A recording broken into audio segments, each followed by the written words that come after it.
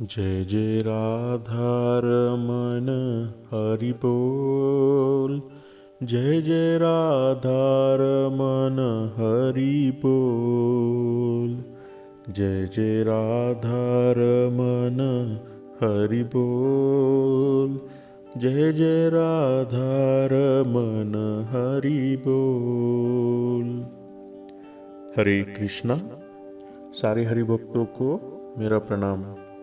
आज इंदिरा एकादशी का बड़ा ही पावन योग है और इसी पावन योग पर हम लोग आज भक्त लतीफ़ शाह की एक बड़ी ही सुंदर कथा सुनते हैं और इस कथा से हमें इसी चीज़ का ज्ञान होगा कि भगवान के लिए अपने भक्तों द्वारा कहे हुए हर एक शब्द का किस प्रकार महत्व होता है और वे उन भक्तों की सभी इच्छाओं को किस प्रकार पूरा करते हैं। संत हमें हमेशा यही समझाते हैं कि अगर आप भगवान के लिए एक क्षण भी देते हो तो भगवान आपके उस क्षण का मोल कई गुना अधिक देते हैं और इसीलिए भगवान की गई सेवा कभी भी निष्फल नहीं होती है। बस यही है कि आपके पूर्व कर्मों के अनुसार कभी कभी आपको उस सेवा का फल तुरंत नहीं मिलता है, परंतु एक बात तो तय है कि उसका फल कभी ना कभी किसी न किसी प्रकार से आपको मिलता ही है। भगवान के लिए भक्तों का धर्म, जात, अमीरी, गरीबी, उसका औहदा, यह बात कभी भी मायने नहीं करती है। भगवान तो बस भक्त के भक्ति भाव से ही प्रसन्न होते हैं। तो भक्त लतीफ़ शाह प्रतिदिन गीता पर प्रवचन दिया करते थे। उस समय बहुत से भोले भक्त बैठकर उनके प्रवचन को सुनते थे। जब यह खबर दिल्ली के बादशाह के कानों तक पहुंची तो बादशाह इस बात से बहुत नाराज हुए कि लतीफ़ शाह ने स्वधर्म का त्याग कर हिंदू धर्म अपनाया है और इसी बात से गुस्सा होकर बादशाह ने लतीफ़ शाह के आश्रम को लूटने के लिए कुछ सिपाहियों को सशस्त्र भेजा। जब वे सिपाही आश्रम पहुंचे तो उस समय लतीफ़ शाह का गीता पर प्रवचन चल रहा था और वे सिपाही वहां पहुंचते ही ये बात भूल गए कि वे वहां पर किस लिए आए हैं और वे सिपाही गीता सुनने के लिए सबके साथ बैठ गए। वह कथा सुनने में इस प्रकार मग्न हो गए कि उन्हें बादशाह के पास वापस जाने का याद ही नहीं रहा। जब उन सिपाहियों के वापस आने का समय हो गया और फिर भी जब कोई भी वापस नहीं लौटा तो बादशाह ने फिर से कुछ लोगों को लतीफ़ शाह के पास भेजा, लेकिन उनके साथ भी ऐसा ही हुआ।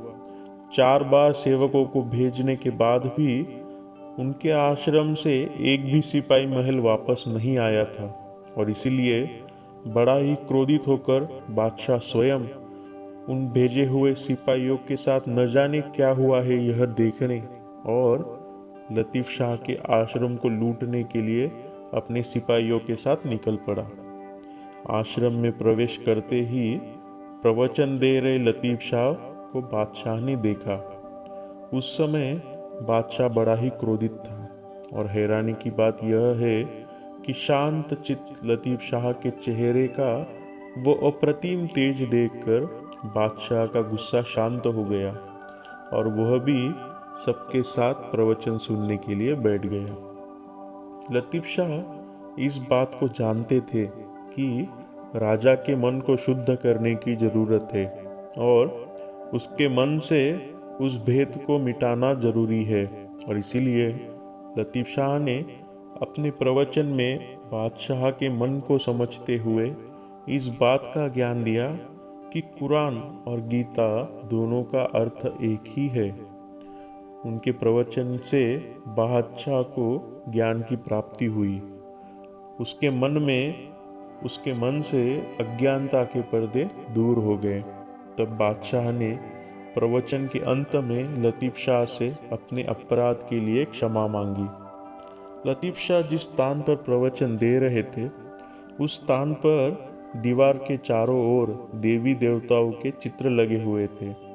उसमें एक चित्र में राधा कृष्ण को पान देती नजर आ रही थी।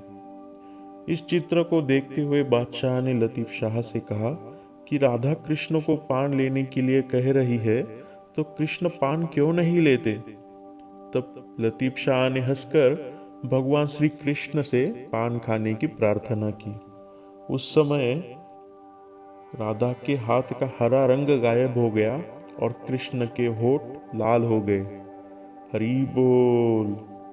इस चमत्कार को देखकर बादशाह समझ गया कि लतीफ शाह एक बहुत ही बड़े भक्त है और उसके मन में लतीफ शाह के प्रति सच्ची श्रद्धा उत्पन्न हो गई।